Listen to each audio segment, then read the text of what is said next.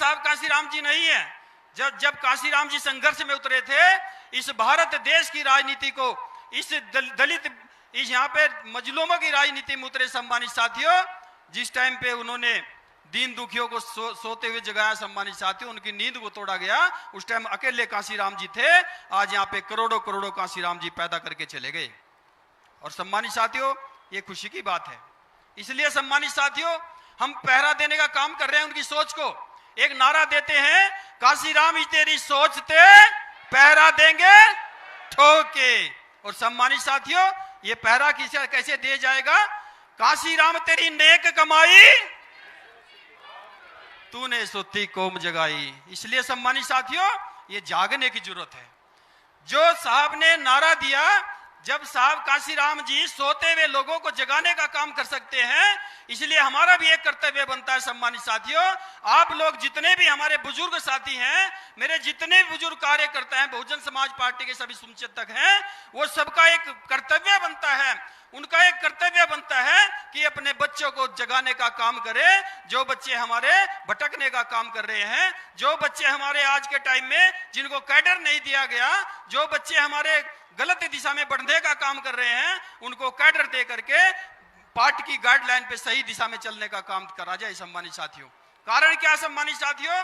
साहब काशीराम जी ने कहा था कि एक पढ़े लिखे समाज के पास जब साहब काशीराम जी गए, जब 20 साल के बच्चे के पास गए, जब काम नहीं करना होता, जब बहाने लेने होते हैं सम्मानित साथियों, जब बहानों की बात करनी होती है तो बहाने बहुत हो जाते हैं सम्मानित साथियों। और जब काम करना होता है, उसके लिए कितना भी काम छोड़ना पड़े, वो पार्टी का काम करके रहता है सम्मानित साथियों।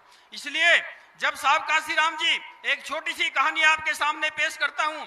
जब साहब काशीराम जी एक 20 साल के युवक के पास गए, उन्होंने कहा, भाई मिशन में काम करने का काम करो और मिशन में समय देने का काम करो। उसने कहा, साहब मेरी पढ़ाई का टाइम है, मैं अभी पढ़ाई कर लूं, जब मेरी पढ़ाई पूरी हो जाएगी, मेरी नौकरी लग जाएगी, उस टाइम पे मैं समय देने का काम करूंगा। साहब आगे चल गए, 25 साल के युवक के पास गए। 25 साल के युवक को बोला, भाई अब तो आपकी नौकरी लग गई, जब नौकरी लग गई, आप लोग मिशन में समय देने का काम करो। भाई यहाँ मिशन को आपकी जरूरत है, आप समय देने का काम करो।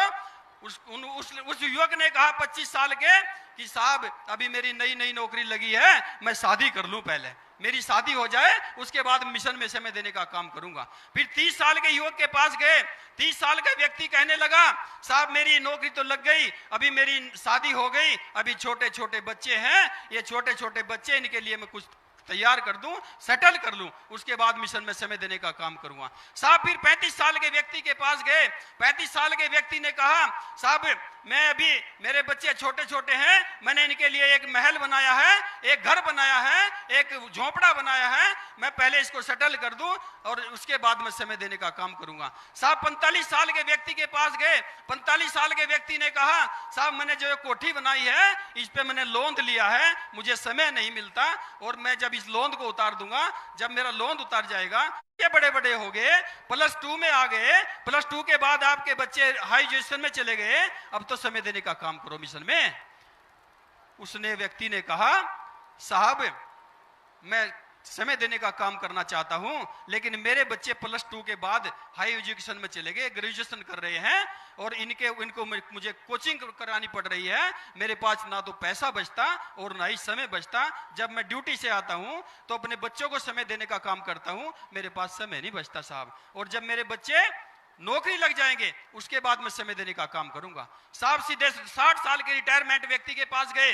रिटायरमेंट को व्यक्ति पूछा, भाई आपकी पेंशन आ रही है, कितनी पेंशन मिलती है? साहब मुझे 55,000 पेंशन मिलती है, बड़ी अच्छी बात है। भाई बाबा साहब की कृपया? हाँ साहब बाबा साहब की कृपया है, ये बाबा साहब की कृपया है। भाई आपके बच्चे नौकरी लग गए? हाँ साहब मेरे बच्चे, 2 बच्चे थे, दोनों नौकरी लग गए। भाई आपका घर भी बन गया? हाँ साहब मेरा घर भी बन गया, बाबा साहब की कृपया है।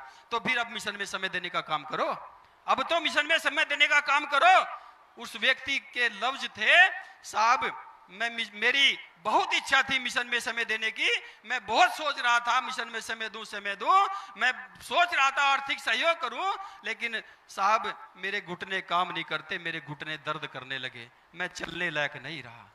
इसलिए सम्मानित साथियों, बाबा साहब तेरा मिशन अधूरा क्या बहानेबाजी से होगा पूरा? बहानेबाजी से पूरा होने वाला नहीं है। बहानेबाजी से मिशन पूरा होने वाला नहीं है। काशीराम तेरा मिशन अधूरा क्या बहानेबाजी से होगा पूरा? नहीं होगा।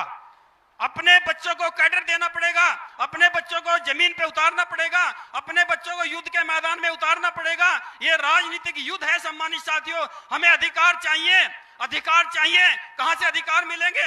हम दूसरों के आगे कटोरा फैला करके अधिकार लेना नहीं चाहते सम्मानित साथियों, वो भीख होगी। हम भीख नहीं लेना चाहते। अगर अधिकार चाहिए, अधिकार सत्ता से मिलेंगे। कहां से मिलेंगे? सत्ता से। सत्ता कहां से आएगी? संगठन से। संगठन कहां से आएगा? संगठन कहां से आएगा सम्मानित साथियों? बूथ और सेक्टर कमेटी से।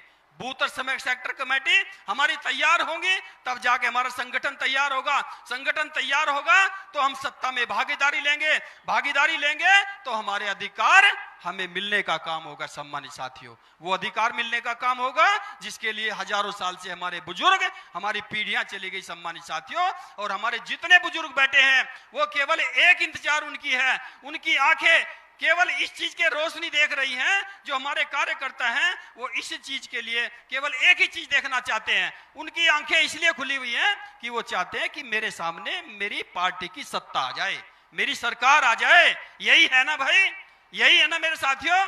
जब मेरे बुजुर्गों आपकी यही मंशा है, मेरे साथियों यही मंशा है, तो क्यों ना हम नौजवान पीढ़ी को तैयार करें सम्मानित साथियों। जिसकी शुरुआत आदरणीय बहन कुमारी मायावती जी ने आपकी बीच में राष्ट्रीय कोऑर्डिनेटर दे के किया सम्मानित साथियों। आपके बीच में आदरणीय श्री आकाश आनंद जी को भेज करके इसकी शुरुआत कर दी। क्यों ना आप भी शुरुआत करें सम्मानित साथियों। इस बुगल को बजाओ। सेक्टर कमेटी, बूथ कमेटी में युवाओं की भर्ती करो। जब वो युवा हमारे तैयार हो जाए सेक्टर बूथ से, फिर उनको विधानसभा जिले पर लेकर आओ। और जब जिला और विधानसभा तैयार हो सम्मानित साथियों, वो हमारे युवा पक जाएं, उसके बाद स्टेट कमेटी और बहुत सारे पद सम्मानित साथियों। इस प्रदेश को और देश को संभालने के लिए आपके पास बहुत सारे पद हैं सम्मानित साथियों। आगे बढ़ाओ, सत्ता पर काबिज हो जाओ, सत्ता पर कब्जा करो। कोई आपको परोस कर नहीं देगा सम्मानित साथियों। ये तो लेना पड़ेगा, आपको बढ़ना पड़ेगा, शक्ति दिखानी पड़ेगी। इसलिए सम्मानित साथियों ज्यादा न कहते हुए आज मैं केवल इतना ही समय लूंगा। मैं अपना पूरा समय, क्योंकि